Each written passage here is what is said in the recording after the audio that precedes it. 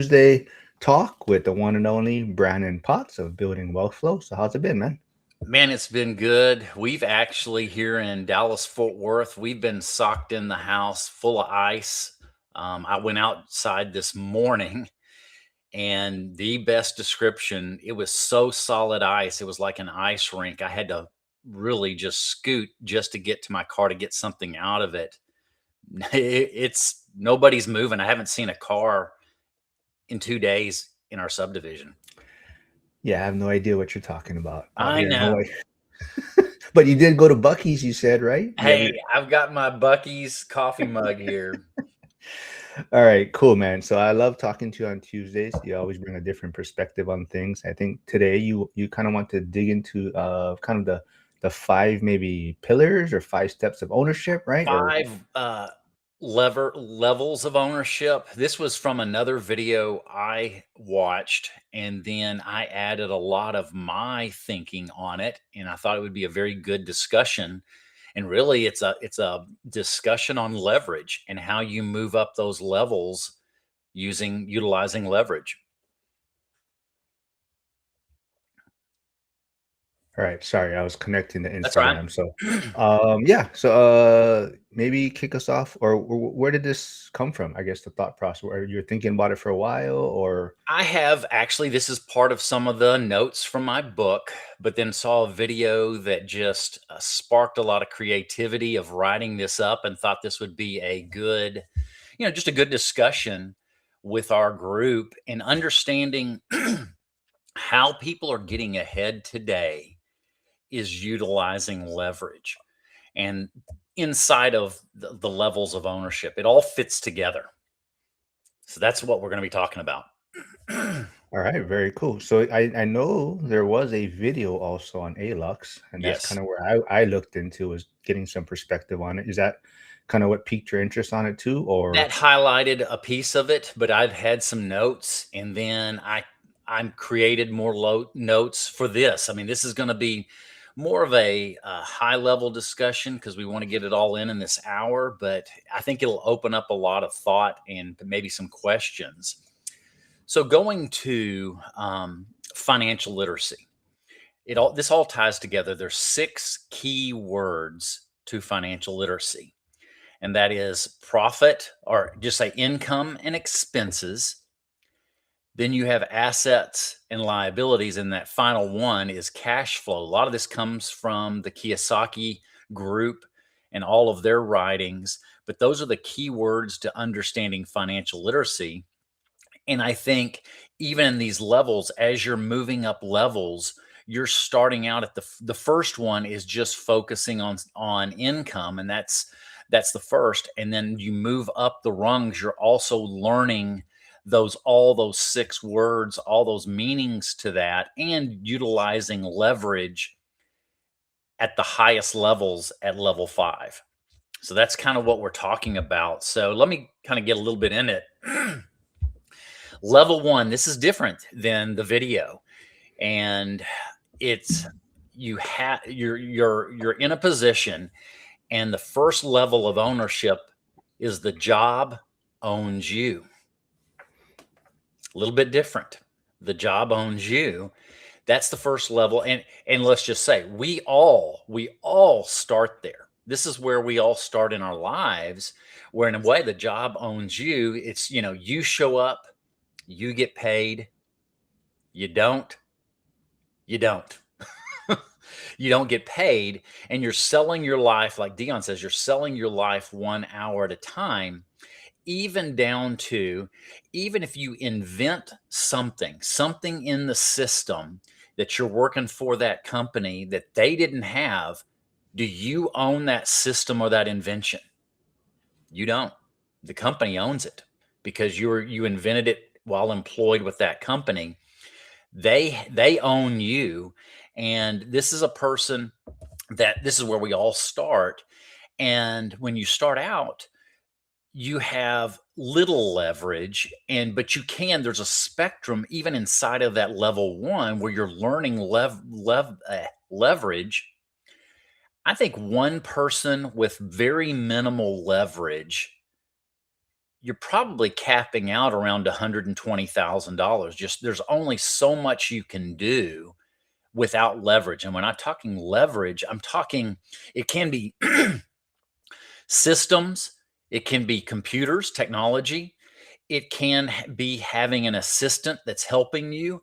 These are all pieces that you're beginning to understand the principles of leverage so that you're not capped out. If you didn't have some of those tools, I say one person with their hands is probably capped out at about $120,000 in income because there's a finite amount of things one person can do and the amount of hours in a day you can work. So there is a ceiling if you don't use pieces of leverage. What's your thoughts, Mark? No, interesting. Yeah, I think that that's kind of where most of us struggle with, right? I mean, for a lot of people, 120K is sufficient for their lifestyle. And I think we go back to, even I think a lot of people, it was mentioned in yesterday's live stream, about the Zuber and Ryan Pineda video. People were kind of, um, maybe they didn't realize how much Zuber was making at the time. I saw those comments. Yeah, there was a lot of people, but he was using leverage. He couldn't have done that with himself. I bet you he would admit he had pieces of leverage. You can have it as an employee that raises that ceiling. And that's what I'm trying to talk about. I hope this is eye-opening of me giving a specific example. So when I started my real estate career, I did not have an assistant. And I realized there was only so many things, so many sales I could get done in a year in my area. And that ceiling was right around that number. I couldn't get above that number without adding other pieces of leverage. I began by adding some systems. I had my wife help me. We started documenting the systems. I can then produce work that much faster. Then, of course, I'm using technology. We're all using our computers and technology. But you can say a person working with their hands, there's a ceiling. So how do you increase that ceiling? Is you're learning the components of leverage, and it's more than one thing. It's systems, it's technology, it's other people that are helping you. If you've got other people that are helping me as a salesperson, I got an assistant that would help with the paperwork. That wasn't what I was naturally gifted at. Well, then my revenue went up because I took those finite hours. If I'm spending, let's just say, half the time doing paperwork, and that's probably about right, and the other half was sales, which is the most profitable work? It's the sales. So then I add that assistant, and now my income goes up. Also, I have added a cost. Now I have this assistant, so that then the additional revenue should cover that assistant and add revenue to myself. So then I think that cap goes up. And I'm coming up with a number, not saying this is, finite, definitive, but I think the concept, I hope everybody's understanding, there is a limit to what you can make by yourself. You have to go in forms of leverage to begin raising income, whatever position you're at.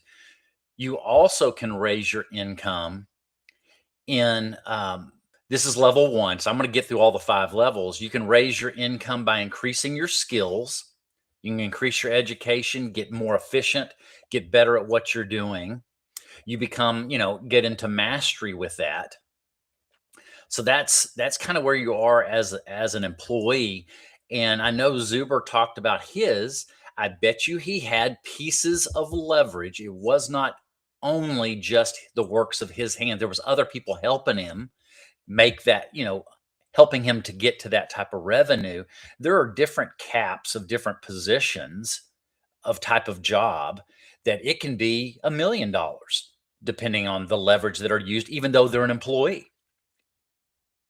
Yeah, absolutely. I want to make sure we hit all the topics. So I don't want to spend too, because it seems like we could probably spend the whole time on this. Yeah, that's why I want First, to say I want to get through this. I do want to say I think AI is going to also help with leverage, There's like you're another saying feature of AI. leverage. And I do want to touch on. I know there's a question here from. I don't know if you want to address it real quickly. Your thoughts. Life Unruled it says speaking of leverage, is the whole life insurance concept mentioned in the book Retire in 10 Years or Less legitimate? I like the contents of the book, but the sales funnel makes me skeptical. So I have my thoughts, and you want to address it real quick?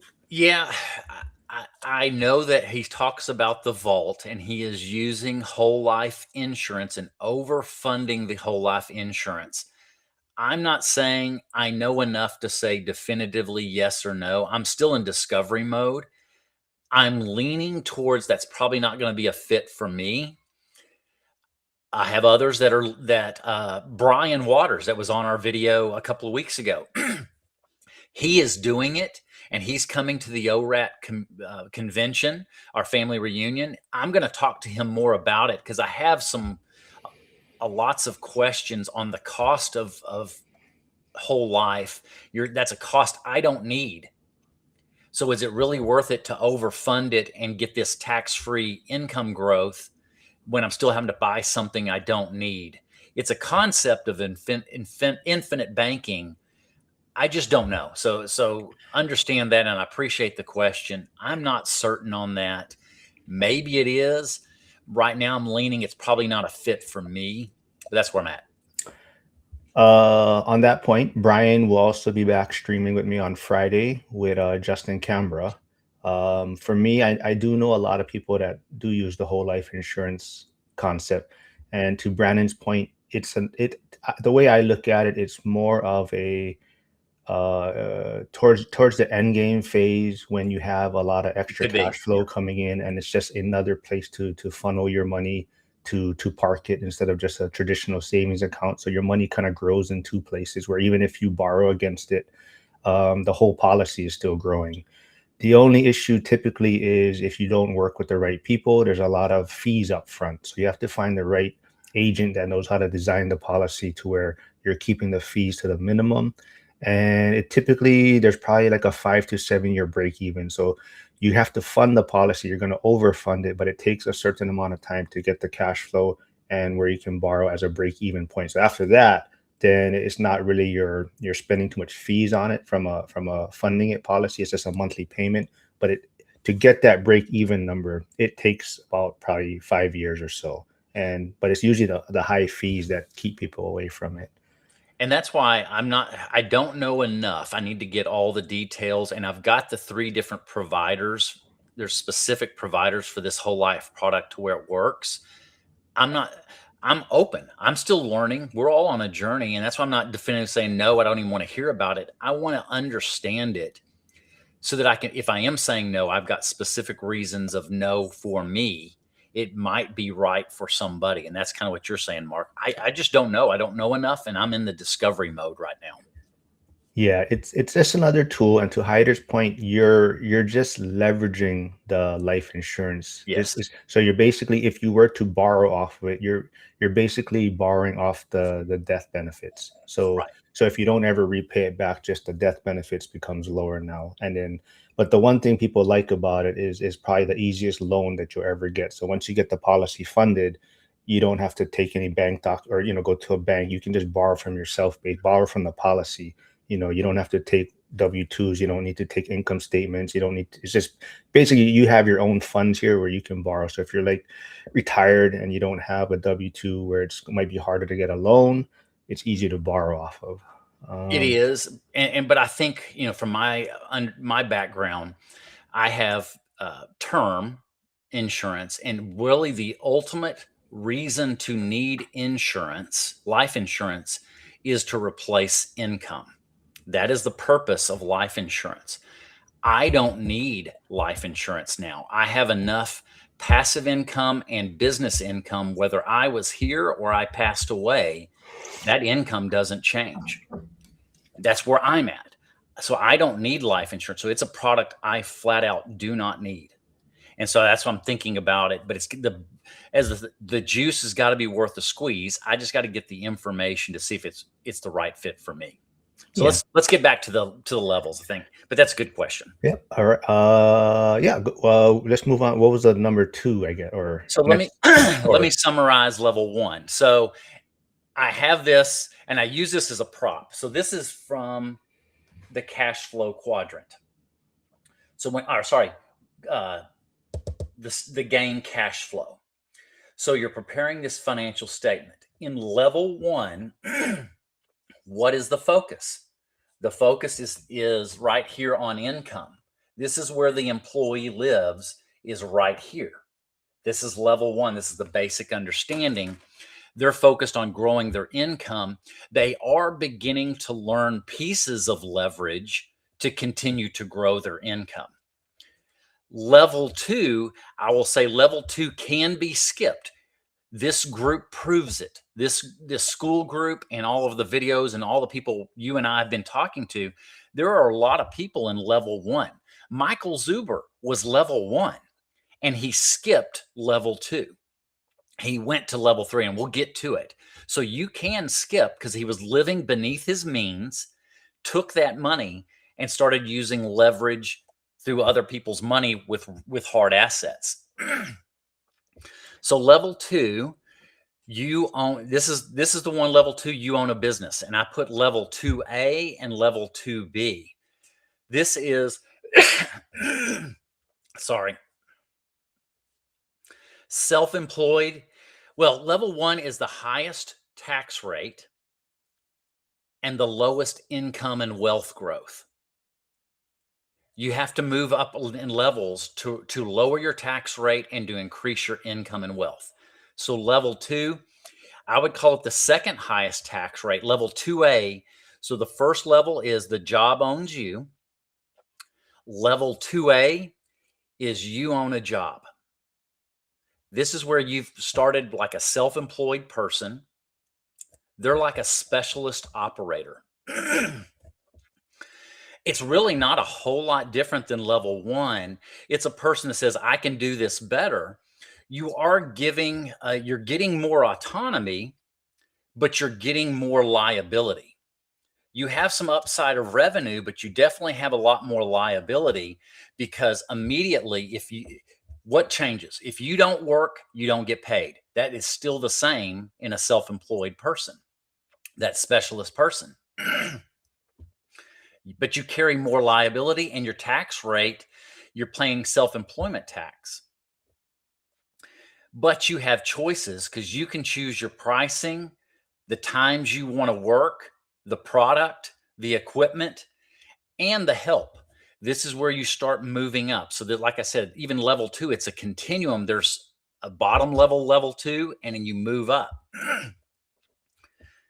So with this, you can begin to hire people. But what I've seen a lot of specialist people that are self-employed, they struggle with that because they say, well, that person can't do it as good as I can.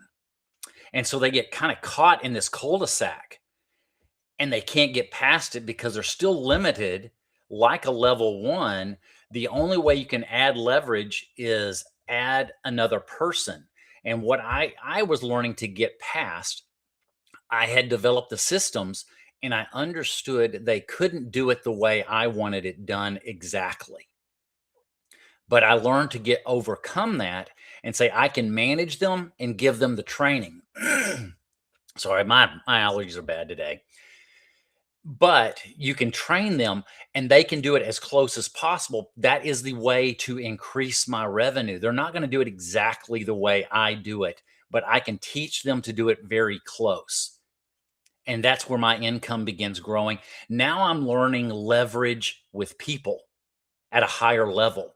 Level 1, if you have an assistant, you're beginning to learn that leverage with people, but the company still owns it. Here, now you begin owning it and you're learning leverage with people with what you own. What's thoughts? well, first, is your allergies kick up around me? Is that what's going on, or? I don't know. It's tough this morning. Um, no, I totally agree. And even like Josh Burdick comments, he says, as a biz owner, I'm also responsible for my employees' income.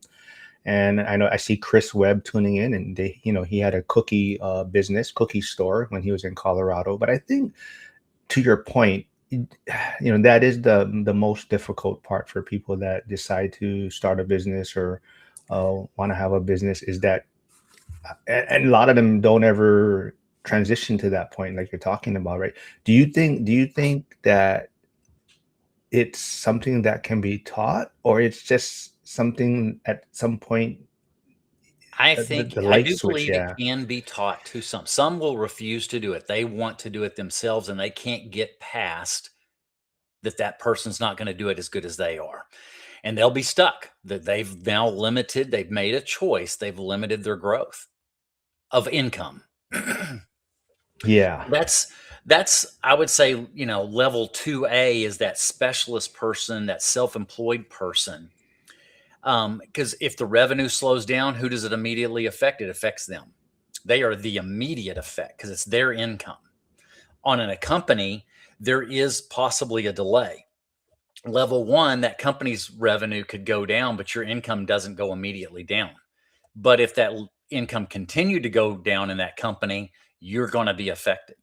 With level 2A, you're immediately affected. So you're still learning leverage. Level 2B is now you're somebody that's becoming a business owner. Because level 2A, if you're not working, the revenue's not there as a specialist. Level 2B, now you've begun using people leverage at a higher level, and you're able to get away from the business, and the revenue still goes on and it still happens. You no longer have to be present in the business. That's when you have a real business. If you have to be present every day, every hour, or the revenue doesn't come in, you don't have a business. You own a job. Level 2B, you begin to own a business when you don't have to be there. And the test that I've always used is, if I could be gone for a month and the income stays the same or increases, that's when I know I own a business. If I have to be there at all times to make sure the employees are working and that the revenue is doing well, if I have to be there, all I own is a job. I own a job. I'm now paying for that job. But if I can walk away and be gone, let's just say for the month, that's the test. If I can do that and the revenues are the same or increasing, I now have begun to own a business. That's the next leverage piece, is learning how to leverage good people. And and he's right. You're responsible for the whole thing. You're responsible overall for the big picture. And I used to tell the employees, what, Mark, you have something. Well, yeah, I kind of want to touch on two things quickly on this. So the first one I would say is, now let's say, I think a lot of it, it always comes down to everyone understanding themselves, right? So let's say you are an individual that does have a difficult time not delegating, I should say, but giving up the responsibility, right? Would you say that person is just better off not trying to start a business? I mean, just your quick thoughts on If that. you can't delegate, you'll never own a business. You'll own a job. You have to learn to delegate to the right people. And you're also learning the power of how you hire. You're learning to understand how to get the right people. And the other thing I used to tell the employees, and I learned this over time. This wasn't just an instant. I read a lot of books and learned from a lot of mistakes. I would tell the employees, here's the standard. This is the standard we follow. If you don't want to participate, you can self-discover your way out. But this is the standard. I would hold them to a high standard, and I'd say, I don't want you to make mistakes. But if you make mistakes, it might harm the company a little bit and harm you financially. But I'm watching what the choices are being made. I have learned, and why, some people would get frustrated. I would take a little bit of time before I'd make decisions. And I tell them, hey, if I have done this, I have made mistakes at this higher level, and it can cost lots of people their jobs. That's why I'm slower in thinking through that decision and playing it out. What would happen if I made a decision? So your decision making has more responsibilities. the higher level you move up, because it not just affects you, it affects other employees, other families. And that's why I would break it down. Each one of these employees represents a family. If I made really bad decisions, I could be costing lots of families. I took that responsibility very heavily. And some people would get frustrated because I wouldn't knee jerk make quick decisions, because I'd learned that mistake and it cost people money, not just me. And so I understood that responsibility. I do see Cody Davis tuning in from your channel. He also, I believe, what that stands for, BTRFL, I believe, is Build to Rent for Life, is what I'm There you thinking. go. I see Gus here. So me and Gus did a live stream on Sunday, so go check that one out. The last thing I want to add to maybe this point of your discussion is, now I want to flip this towards the real estate side of property management and self-management, right? So you do have a property And I management moved that's business. in these levels. So Okay, yeah. okay. Well, we'll dig into it then when you No, bring that up. ask the question because I want to make sure I fully address it. Well, I mean, it's kind of to the point of delegating duties, or do you think everyone should be trying to self-manage? And do you believe in that kind of idea of how, some folks think that the property manager is making more money than the owner in a sense, right? So what's your thoughts on that? Should everyone be striving to self-manage their properties? I would say if you want to grow to a higher level, you'll reach a point where you can't grow any further. It could be 5 doors, it could be 20 doors, it could be 100 doors. But if you're self managing, you own a job. No matter if it's real estate or not, you own a job. You don't have a business yet. If you're having to do the work, you own a job, even with real estate. And so I go to a different level, and we'll talk about these things. At some point, if you want to continue to grow, you're going to have somebody else manage them. Then you can continue to grow. Or if you want to make it more passive, you're going to have somebody manage them. And I went through this path. I just started from day one. I don't manage my properties. I have a manager manage my properties. So for me, I will every now and then get involved, not because I have to, just because I want to. I really just choose, hey, I want to go see kind of the pulse of the tenant, and I might show my property a couple of times just strictly because I enjoy it. But then other times, most of the time, it's my property managers or the maintenance coordinator. They're handling all of it. It's, to me, all I'm doing is managing the big picture. I don't want to own the job. I'm maybe a little bit more open to delegating.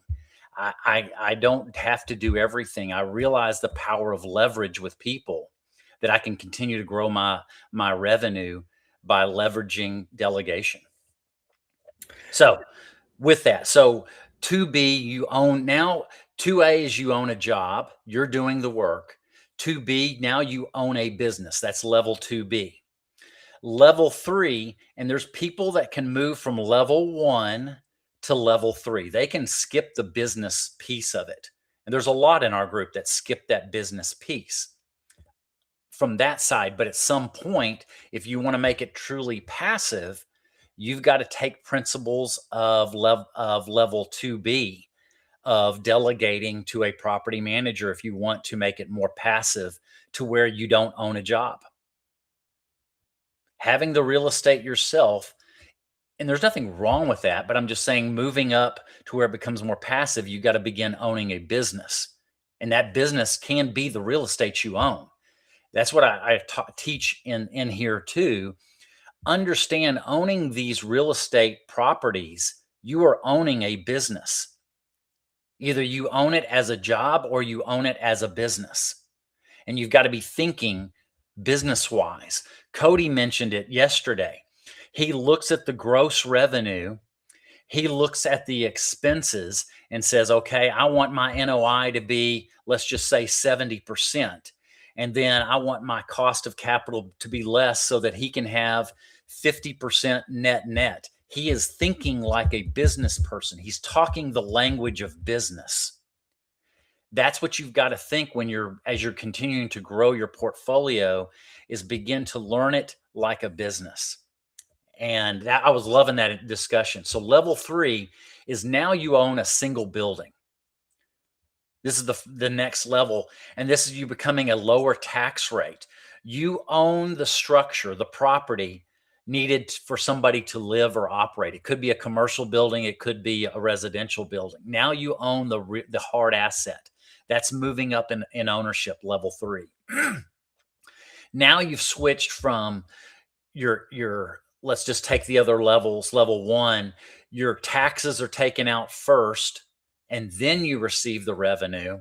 Now you're moving the numbers, and now you receive the revenue. Well, let's take it out. Your taxes come first, then you receive your revenue, then you receive your expenses, and you get what's left over. That's level 1. Level 3, now you get your revenue up front. You subtract all your expenses, then you pay taxes. And some of those expenses are non-cash events like depreciation.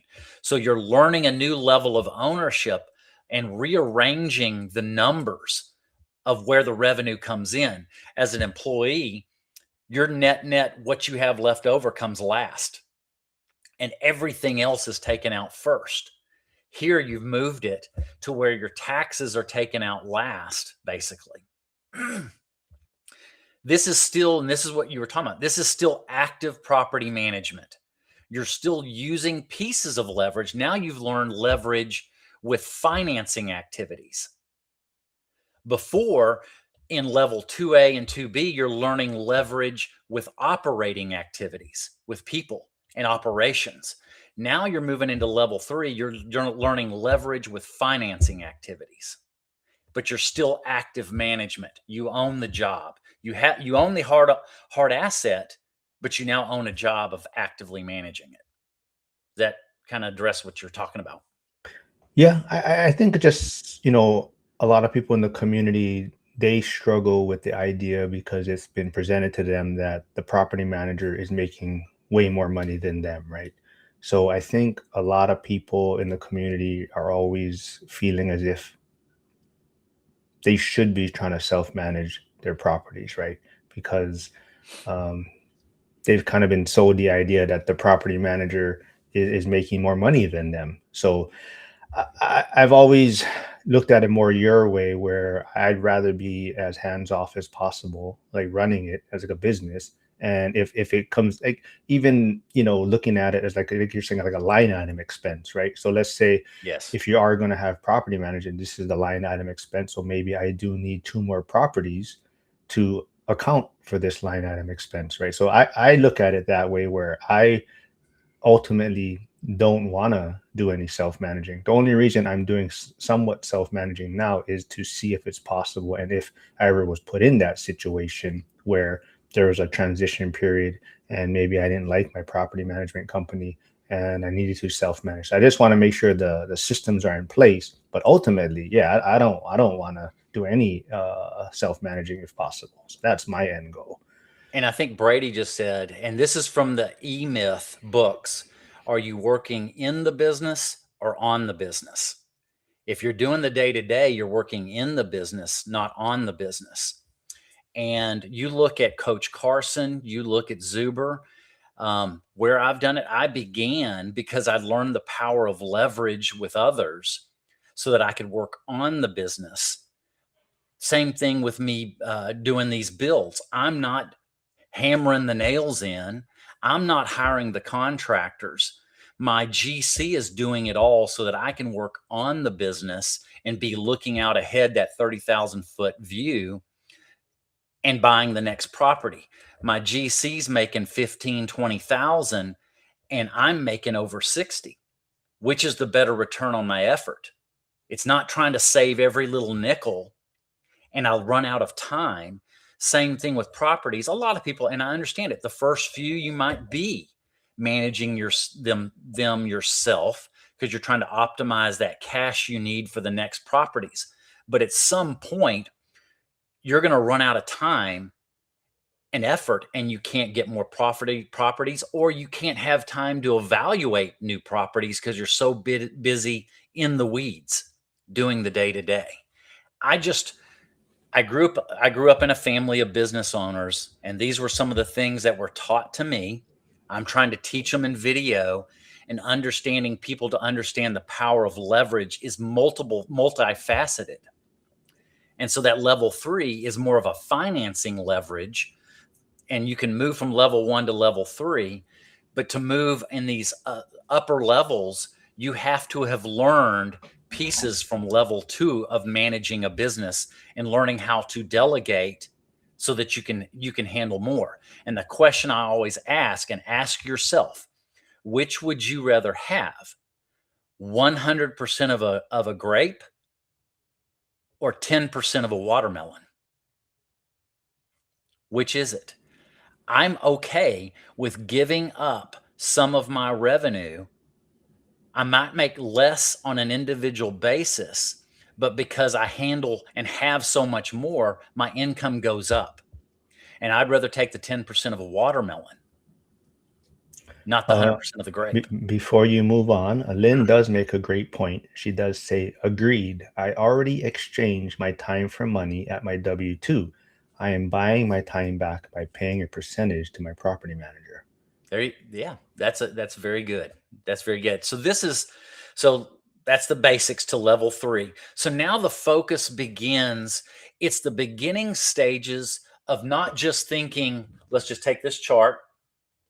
Let's see if I can get it where I can get it. You're here and here. Just cover your face. It doesn't I matter. know these two. It's income is employees. If they're only thinking income, they're thinking like an employee. When you're self-employed and have a small business, you're thinking income and expenses. This is the 6 words of financial literacy. You're moving there. That's where you're at in the first couple of levels, and you're starting to move up higher. The next levels, now you're thinking balance sheet. Level 3, you're beginning to understand balance sheet of owning assets that produce cash flow. So now you've moved your thinking not just to income and expenses. You've learned how to hold those accountable and excess cash flow. Now you're understanding I need to own assets. So you're moving in level 3, you're moving into the balance sheet and understanding owning assets. That's level 3. I do want to bring up. I think I put his Jim, the grumpy contractor, who just started a new Sunday call-in school. The contractor call. It's a great one. People can bring probably inspection reports, get ideas on burrs and things like that. But he also has his YouTube channel. He just kicked off, so I'll put that in the chat. But he does bring up a great point. He's coming in from your channel. He says, I'm finding trying to save those pennies, small dollars, is costing me thousands trying to work through it all and get that system in place. So I'm not doing that anymore. Yep. Yeah, I've watched, husbands and wives have different perspectives. My wife, she's great with the money she has, and she really focuses on saving the pennies, and I am very glad for that. I tend to be more big picture, and I'll see opportunities to where, okay, I'm not going to focus on these pennies because I'm able to save hundreds and thousands by doing these actions. And if I would have spent so much time focusing on the pennies, the return on my effort wasn't there. So I'm seeing, the hundreds and thousands as the examples of where I can save, why I hire a GC. My GC's making 15 grand, but I'm making 60. I'm not having to do that. I'm not focused, if you want to call that pennies, but that's an illustration I have in my life of why I'm not the GC. Yes, I could be, and maybe I'd save an additional 15 grand, but then I'm down working 400 hours on each build when I'm only working about 30, 40 hours per project, and I'm making 60,000. What's the best return on my hours? Yep. All right. What's the next one we got? So level 4, and there's many in this group that are here.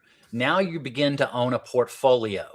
Now you're owning a bigger real estate ownership. You're owning multiple properties. You're moving from owning one is very unstable income. The moment you have vacancy, your revenue is zero. And you're saying, hey, I can't stay here. That's the beginning stages of the real estate. So I can't stay here at level 3 because only one has a lot more unstable, but you're starting to see what it does to your balance sheet. You're saying, hey, maybe there's something good to this.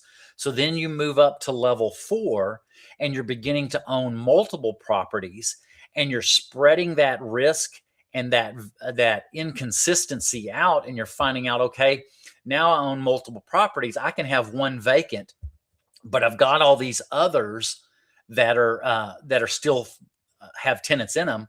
It's evening out the revenue. You're also beginning to move from being an operator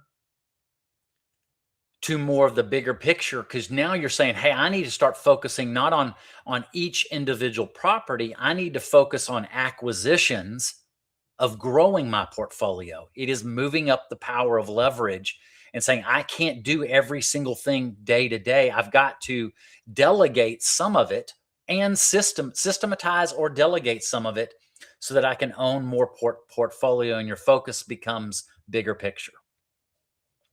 You're becoming a professional operator. Thoughts on that? No. I was just gonna add in Jim is going to the dark side, he said. But Yasik would be very proud of him.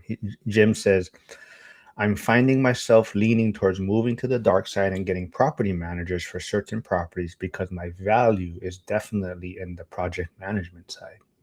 He's figuring out where his best return is. Yep. Yeah. And you're learning. So this is level 4. You're moving now. You started out with income, basic understanding of income in financial literacy, moved up into expenses, learning income and expenses, living beneath your means. So you're moving up in your financial literacy understanding. Level 3, you begin to touch into the balance sheet. You're owning your first hard asset. Now, level 4, you're getting at the higher levels of financial literacy. That is the finals of statement of cash flow and understanding cash flow from operating activities and from financing activities. You've become a professional operator and you learn that flow of money, how it affects you, not only just your income, but your assets and liabilities. And some don't even get past level 4. This is where I've seen people crash. And these are some of the stories I learned in banking and what I observed. They had multiple portfolio, but they didn't fully understand the financial literacy, and they got the wrong type of loan on the asset. They do use short-term financing for a long-term asset, and they got caught out. And then that asset and that pricing on the loan, on the capital, got repriced because they didn't fully have the financial literacy. They lost their entire portfolio. They didn't understand you've got to have the operating activity right and the financing activity right. That's parts of the statement of cash flow. Yeah, Cody discussed this a couple of weeks ago. He was learning the true meaning of cash flow, and that inside the statement of cash flow, there's subsections to it. Of You've got to have the operating activity creating positive cash flow and the financing activity creating positive cash flow. This is deeper levels of understanding of finances. This is high level moving up inside of level 4. From your channel, Izzy Glaze 5871 says, this is gold. Thanks, guys. I see the smaller real estate investor business self-managing and struggling. They never scale. They never Yep. seem happy because they have a full-time job. And just kind of to Josh and Trisha's point, they're gonna kind of split the difference, and they're gonna try Hemlane, where they can kind of change between tiers. That's the You know, in-between yeah. differences. They're transitioning. Hopefully, they're transitioning. Yep. Yep. So this is that level 4. Most people only get at the basic level of level 4. They can't move further until they understand leverage at a higher and higher level and understanding cash flow, the statement of cash flow at a higher and higher level. So that's level 4 is now you own a portfolio. Level 5 is the pinnacle. The best descriptor is now you own the ownership of businesses and the real estate. You don't do any active management. You own all the levels. And think of Warren Buffett. When he buys businesses, he stacks them in a horizontal business model where businesses complement and work with each other. And his returns with leverage and scale gets even better. He's using all kinds of businesses that work off each other to create an even stronger business. So from level 4, they've got a bunch of revenue from a portfolio. Now they're moving. This is high level. I was trying to think of somebody that maybe is an illustration. Maybe it's Grant Cardone. This is super high level people. BlackRock, possibly Blackstone, where they own all the companies that manage their portfolio, and all they do is manage the managers of their portfolio. This is super high level. But they had to have gone through all these levels of learning how to have a business, learning how to have a portfolio, to creating a stacked business where it becomes so passive. All you're doing is holding accountable the people that are managing your portfolio. It could be a property manager. That's a segment and a move up into heading towards that level 5, where you're beginning to have a property management company manage your portfolio so that you hold them to targets. It could be, leasing targets. It could be lots of different things, managing the repairs. You're holding them accountable to operating the portfolio. That's the highest level where you're managing a business. The example I have, is I own the property management company. I don't operate the property management company. I hired people to operate it. I have my portfolio inside of that company, letting them operate it. I'm just holding them accountable, which allows me to hit targets and to continue to grow the portfolio. But I'm also making money off of managing all those different properties that are not mine, and learning the information. Because I've gone vertical, I'm learning the pulse of what's going in Dallas Fort Worth with tenants. I'm learning what works as an operator and what doesn't. I'm stacking the knowledge inside of multiple businesses. So my portfolio is a business, and my property management company is a business, and I'm putting them inside each other. Hyder does say the best CEO started as the janitor. But I do have a You're right. great question here. I'm going to put you on the spot a little bit. Charles McCune, Mr. Helicopter has a great question. He says, what level is Dion's business at? Level 4. It's inside of level 4. I would say Zuber's a high level 4. If he were to own something that manages them, a company, that would change. But he's a high level 4 because he has a manager that manages the portfolio, but he doesn't own the company that manages it. Yep.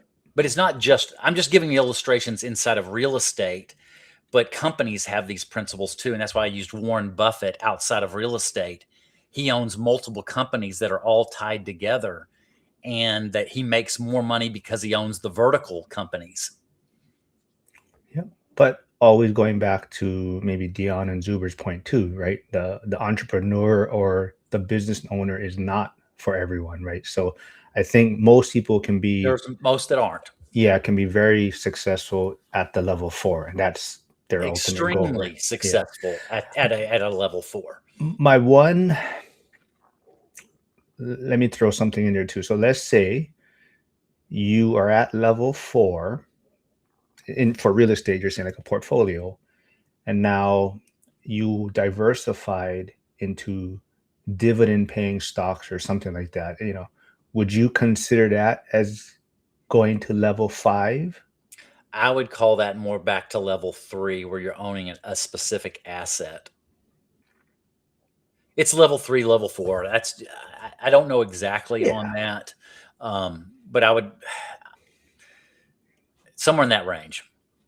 because I do see a lot of people, it seems like that is almost somewhat of the end phase for their real estate portfolio. A lot of them have real estate and they transition to a lot of that into, dividend paying ETFs or things like that. Okay, I've got Yeah. a thought on that. So, if they were to own the property management company that managed the portfolio, I think the reason they go back to a dividend stock is to make it more passive and less active. But if you own the company that managed your properties, what is that doing? It's extremely passive. You're just collecting the money. And I wonder if that's a feature to that, why they're going back to Coach Carson did it. He's mentioned that. He's gone to owning stocks, and maybe I don't remember if it was dividend stocks. I believe it's part diversification. So I think that's a piece to it. It's diversifying not just into real estate, but I think there might be a feature to that making it more passive.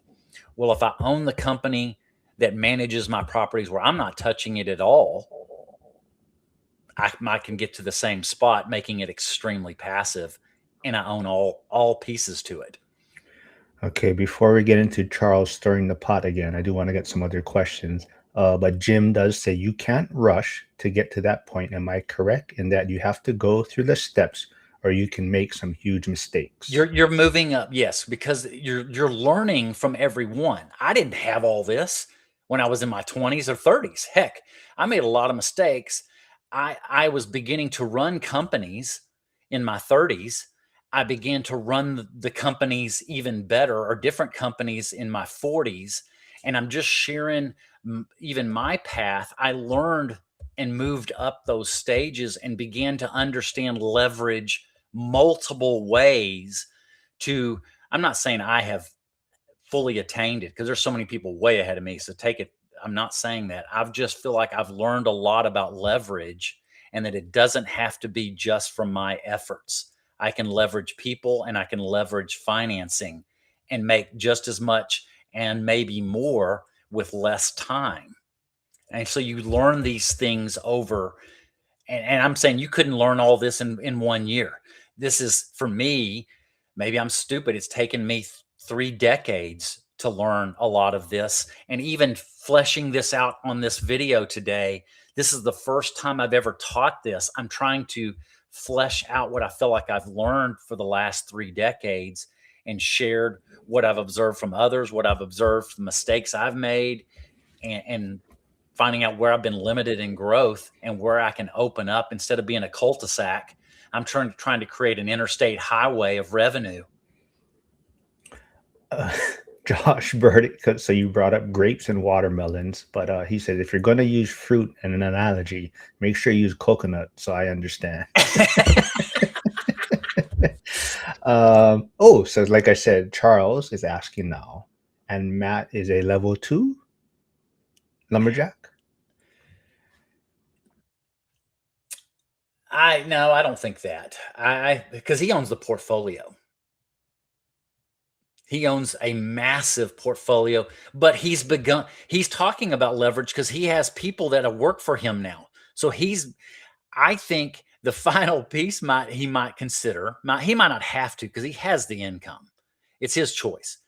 He has the ability to manage other property management company. He could run one. I can 100% think he can. He is doing it just for his own properties. He's got people that work for him. So he's doing pieces of it. He just doesn't have that. The final piece maybe is managing others and creating revenue off of that. But I think he's got all the systems down. And I would kind of to Charles's point, but I think lumberjack is one of those that maybe someday he would learn, but I think like he's one of those that probably shouldn't, in a sense, start a business He if the has goal is to be just owning it, right? Because I think his personality is that he would have to be involved in so many day-to-day operations certain that, people, they just can't, yeah, can't do it. And that's what we're saying is not everybody is a full-fledged business owner. The statistics say it's 10% or less. yeah, I'm easy not doing work. I'm easily able to let other people do work. But just like this stream, right? I let you come up with the topic and I just sit Yeah. here. But I look But at it too is, okay, if I want to make, use the example. This is what I used to teach other real estate agents, but business people is thinking, if I want to make $50 an hour, what type of work does that involve? And you have to think about that. There's lots of work that can make $50 an hour. It can be done with your own hands. But if I want to make $200 an hour, what type of work does that look like? You have to use leverage. If I want to make $500 an hour, say we're working 2,000 hours a year. So that's a way I had to look at it. If I want to raise my income, what are the types of things I need to do? They are different. $50, $25 an hour work is different than $50. $100 an hour work is different than $50. $250 an hour work is different than $100. You've got to know what that type of work looks like. And to move up in revenue, you have to move up in leverage. Jim is saying the challenge I'm having is the cost of that leverage and delegating. Where do I draw the line? How expensive do I go? You're holding it accountable. There are times when I started this property management company, I looked at it strictly as an investment play. I knew I had to hire somebody. I did not know property management myself. I didn't know it, but I was willing to hire it, pay that investment, and I knew I could hold it accountable. And if they didn't perform the way I wanted, I can always let them go and hire a different person. But I knew it was an investment of cost. There was going to be an upfront. It ended up being about 3 years of upfront cost before it got to break even, somewhere between that second and third year. So I spent roughly $100,000, let's just say, before it got to break even. I looked at it as an investment into those employees because I had a long-term plan. It's like a buy and hold. Maybe the profit up front, yes, we want to buy it profitable, but it's not huge profit till 10 years down the road. I looked at it as an investment. I made that upfront investment of that 100,000 for a couple of years, and now it's producing several hundreds of thousands of dollars in profit now. But it took several years to get there. So I looked at it just like real estate. The upfront, the reward is not huge. It's reward over time, and that profit gets better over time. Yeah, I mean, I would probably kind of relate it to, having your child try to walk for the first time, right? At some point, you got to look at the end goal, right? If you just keep helping them, they may never get off the floor on their own and start walking, right? So you kind of got to let them fail. I Yes. know I know it's hard as heck to to watch them fall over and over But you and give them stumble. guardrails. Yeah, You're not just yeah. saying, "Oh, you do whatever." Same thing with employees. I've got guardrails. I'm watching and I've given them the standard. I even tell my employees, if I have to manage you, I don't need you. The moment I begin to manage you, you're giving me your job back. And I tell them that up front in the interview. I'm hiring people that I believe don't have to be managed because I'm not in that role anymore. I'll give you the standard. I'll show you the guidelines of what to do. But if I have to manage you, you're going to be gone very quickly. But it's going to be done on my terms. I do see Brady Morgan asking, so level 5 is vertical integration. If I own the construction company that builds my rentals and other contract jobs, is that level 5? That is a piece of level 5. Yeah, absolutely. And But then if you're Kate, having to oh, do all the work in that company, then you're still owning a job at the moment. But if you have a GC managing all your contractors and you're just the big picture, that is where you begin to own a business. Casey, who has a coffee shop in California somewhere, maybe the Bay Area, but his question is, in retail industry, how do you leverage people in order to free yourself up? And I'm gonna give Casey shit because he's only coming to Vegas for like Saturday and Sunday for the Vegas event because he can't leave his coffee shop. So what advice or what would you suggest to him? So, Casey, at this point, I would say you've got to think through your hires. Do you have people? Have you hired the right people? And this is the learning the leverage with people is learning how to hire the right people that don't need to be managed. Do you have uh, a manager of the location, or are you the manager? If you're the manager, unfortunately, you still own a job. Starbucks. The owner of Starbucks does not have to be at every location. They then have regional people, they have district people, and then they have the local manager. With one location, you've got to hire the right manager that you can leave, and the company still operates at a high level. And until you can do that, unfortunately, you still own a job. And I've done this too. So I'm not saying I've learned this too. And it's all about the hiring of the people. You've got to get the right people that you don't have to manage. They self-manage themselves and want to do it at a high level. Yeah, so I'm gonna just I don't know, maybe a stereotype, but I'm gonna I'm gonna say Casey is the Asian mom or the helicopter parent, right? And it's just it's hard for them to kind of let other people do the work, or it's Yeah. always not going to be the way they want to do it. And if you can't give up some of that reign, you're going to be stuck in that position, all the time, right? And I do see a lot of people in this, the community, they're still trying to get over that hump where they're consistently, and maybe some of them do enjoy, doing the hands-on work themselves, but a lot of times is at what extent, right? And a lot of times they'll It say, creates well, limits. yeah, well, a You lot of times, cul-de-sac out and you can't grow past that. Maybe they love that. Maybe they want to handle all that individual, but it has a cost. You well, limit your growth. a lot of times what I hear is they'll say like the person is doing it wrong. But then my response is, are they doing it wrong or just doing it not the way that you want it done, right?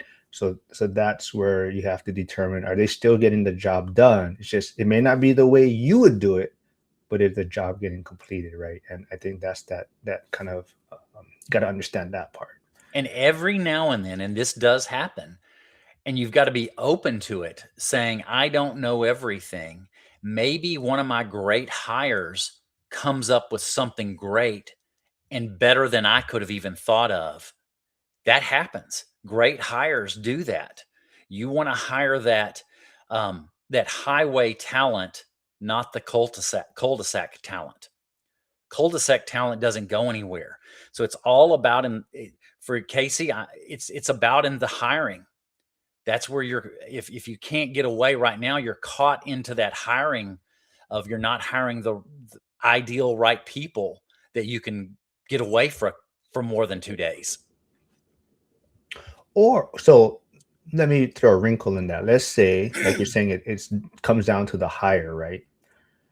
But what if, like you're saying, maybe the owner or whoever's the manager, they're not necessarily standard, but the systems they have in place is so structured to themselves that other people, right, that are getting hired or trying to do the job, like I was saying, they're doing it, they're accomplishing it, but it might not be to the way that this person is kind of maybe would like to see it done, right? So do you think that could be also the owner or manager has to be Nobody's going to ever do it the way you do it. You're the owner. You have all kinds of unique ideas. That's why you built a business. You have a skill set, but you've got to release some of that in knowing they're never going to do it at 100% the way you do it. But you've got to try to hire somebody I'm just using percentage, that maybe does 85, 95% of exactly the way you would do it. And maybe you create the compensation structures for those type of hires differently than the person that does it at 60%. And maybe somebody does it at 50%. Well, you get rid of them. Yeah, I'm just trying to figure out illustrations to this. You Yeah. have to hold them accountable to a standard you're willing to accept. I forget. What was it? Luke Howard last week that tuned in?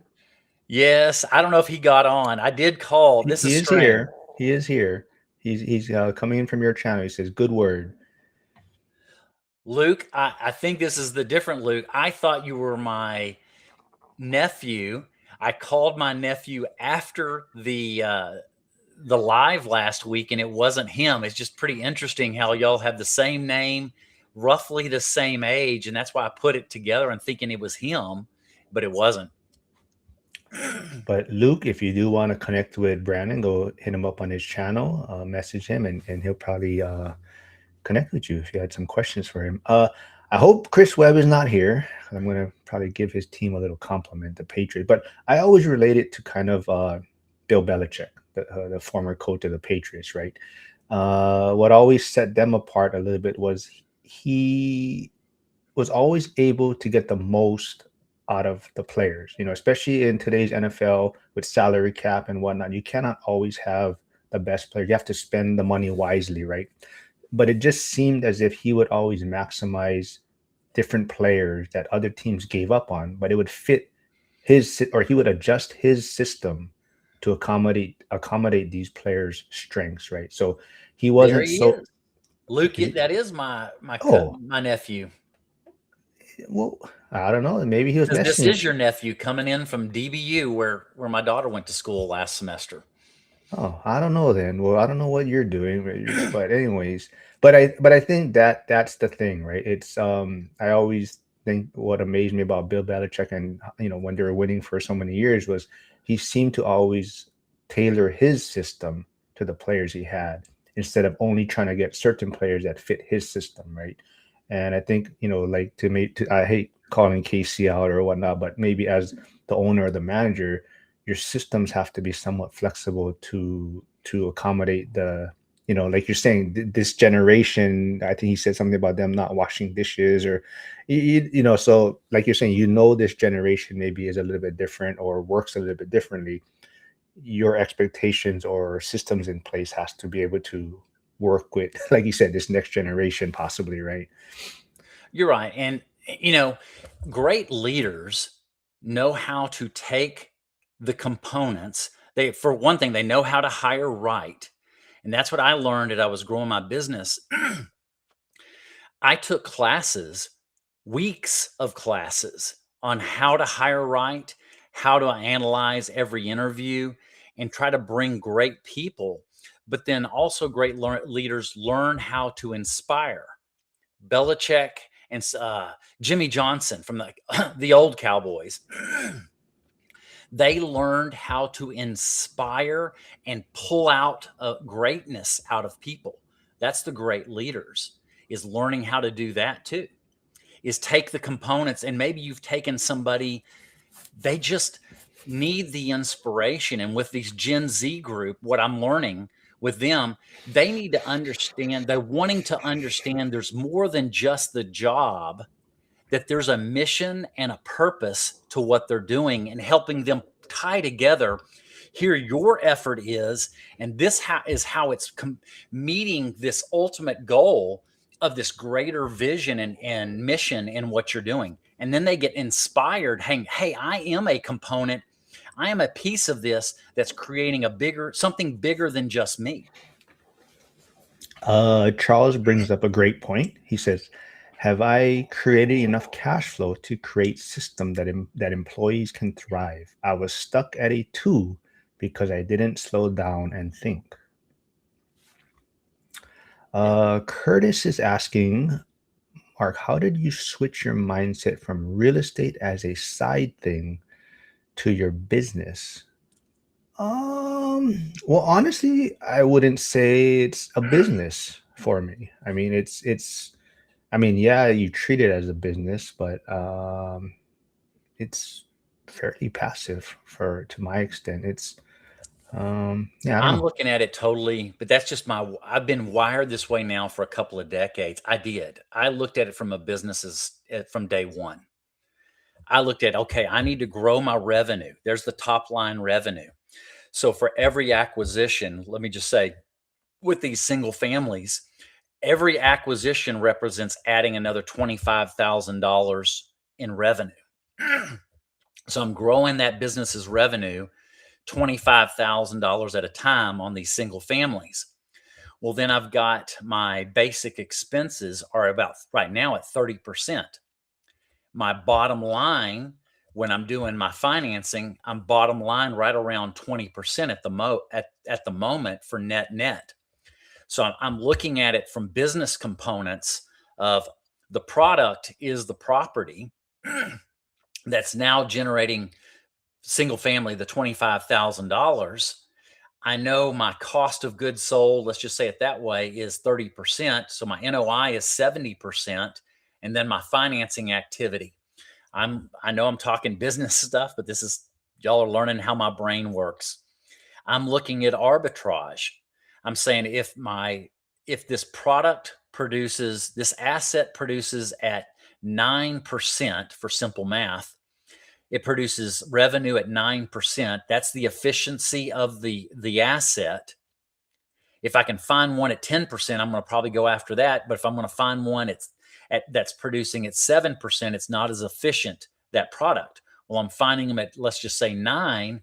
My cost of capital is 6. I'm getting a 300 basis point arbitrage of that. I'm running these numbers. I am thinking like a business. That's just how I've been wired. And then I knew I was going to get into this. So I started the property management company even before I had properties because I knew that was my next phase. So I started the property management, got the learning from managing 100+ properties, saying, okay, which direction do I want to go? Well, I love building. I absolutely love building. It's not work to me. I design them on graph paper. I love the process. And I said, well, I'm going to funnel what I love to do from building our own houses, designing them, drawing them out, designing the floor plans. I want to do it in real estate. Well, I want to start property management first. Then I'll get into the properties because I'll know that much more when I start doing my investing activities. That's just me. I know, Mark, you and I are different. Everybody's got a different path. It's not right or wrong. Everybody's got a different path. That's just my path. I do look at it strictly as a business and how can I increase my net. I look at other businesses. If I'm looking at a business that I developed that my net bottom line profits 15% versus another business where my bottom line profit is 35-40% versus real estate, I'm cash flow net at 20, but it makes money more than one way. My bottom line net is well more than 40% on every acquisition of every product I'm putting into that business. That's the most profitable business I have at this moment is my real estate portfolio when I add with all the ways that it's making money. I do look at it as that. I think just going back to Curtis's question for me, I think it's just more. It was more. So going back to business, it's about income, right? So I think initially real estate as being a side hustle, like Curtis is touching on, for me, it was just like I said, I never thought of myself as a landlord. I had real estate, but it was more just yeah, it was more like it's the traditional. You start with the starter home or condo, and then maybe you work your way to the single family home. And like I touched on before, especially out in Hawaii, you see everyone else, like my parents and their generation. It was buy a home, sit on it for 30 years, pay it off, and now you're a millionaire at the end, right? In 30 years, 30, 40 years from now. But the COVID shutdown really made me realize as far as income is very important, right? Not relying on one stream of income and that source. So Right. that, I guess that's where I would say the mindset of shifting from more just owning real estate to actually turning it into a income generating business to some extent.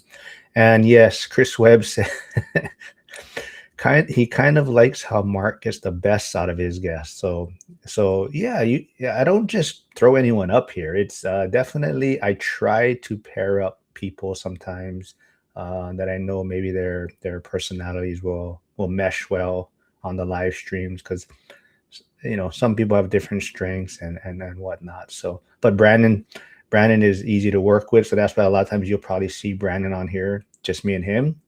He's able to bring I a lot write of. my own curriculum is the best way I describe it. I do write all my stuff and prepare lessons is what I look at. It's trying to teach. Exactly, right. So I'm just the owner here. I just let him do all the work, and then I just sit here and read the chat section. Yeah, he owns me in this venture. uh, well, this was a great. Any final words? I know you mentioned you are going to do a recording with Zuber, so everyone should be on the lookout for that. Do you want to give them a sneak peek on what you guys might be Yeah, discussing, or?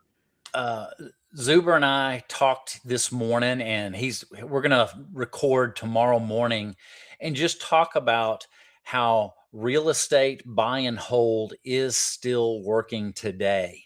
This kind of comes from the nature of that video from late last week with Brian Davila saying it doesn't work today, that it can work today. And I know this group was so adamant about that discussion because they're all living it today in today's purchases, that it can work today if you do the work. Yeah, so everyone be on the lookout for that. I will also be streaming tomorrow with my Wacky Wednesday crew of Joel and Lauren. And actually, Emily Lopez will be joining us tomorrow. She won't be able to live stream on Friday, so she's going to hop on tomorrow. But as I mentioned earlier, Friday, Brian Waters from Code 3 Investing, who was on last week with Brandon, will be on Friday with me. And Justin Cameron will also be on the Friday live stream. And yeah, tomorrow we will be discussing also that video that Zuber did. He showed a lot of composure on that interview with Ryan Pineda and Brian Davila. But if you do want your comments addressed, go to that video, put in your comment on the Zuber video with Ryan Pineda, because my recording with Zuber this week will also be digging into a lot of comments specifically from that video. So if you want I your almost put the comment. I actually put it there and deleted it. The only comment I made it in school that Zuber, the Gen Xer, was providing the wisdom to the two millennials who thought they were the smartest guy in the room. I put it on there in that video and then I took it off. I just left it in school. Yes, so if you want the spicy comments, people have to join school. That's where the no filters are. Well, I just think Zuber showed his composure. He really was sharing wisdom, and I felt at times both of them weren't listening. They were just talking past him, and they weren't hearing and really respecting what they could have learned from him. I think he was willing to share more, but they just didn't want to hear it. Yeah, like I commented in school, I really thought I was going to see Zuber pop out of his shirt and do the Hulk smash on those two from But the Avengers. I think it showed what kind of class Michael is. That he had composure. I have sent him private messages, not just from this interaction, but from others, where he was getting bashed, maybe not is the right word, but not respected. And he held his composure and really, in my mind, why I'm so passionate about this group and willing to speak and willing to defend is because of what he has demonstrated when he's trying to teach and when he's getting criticized unfairly. He has shown restraint and class that has moved him up in my mind of wisdom and elevated him in my mind. Yeah, we'll wrap it up with some of the final comments in the chat. Trisha is saying, yes, I agree with Brandon. That was a sad episode. Charles McCune is saying, I really appreciate your work today, Brandon. Brady Morgan says he didn't even watch the episode, to be honest. Well, Brady, I definitely would, at least the first 20 minutes. You'll kind of see what we're talking about, and I'm sure you'll have your take on it. Casey is saying Zuber is super educated and man. Um, and Hyder does say their intentions were probably to make a video, not to learn, in my estimation. Yeah. Just Right. so Charles, you know, I mean, I have pages when I write my manuscripts, I've got pages of lesson. And then typically this is the group where I introduce a concept to kind of flesh it out. And then what I'll do is probably create another video for my channel diving a little deeper. So y'all get some of my early material when I'm presenting new material. And just a reminder, Vegas event is coming up soon. I believe Zuber has about 15 tickets still available for sale. Brannon is speaking at the event. He's also putting together a Friday morning coffee where he's treating everyone, I heard. Uh, no, Bring your own money. but he is putting together a Friday coffee meetup. So if you are in Vegas before the event, Friday morning at Denny's on the Strip by the Venetian. I'll put in school, I'll put the address because I've had somebody else ask. I'll put that in here in the next couple of days and then probably refresh it a couple of times so that they know where we're meeting Friday morning.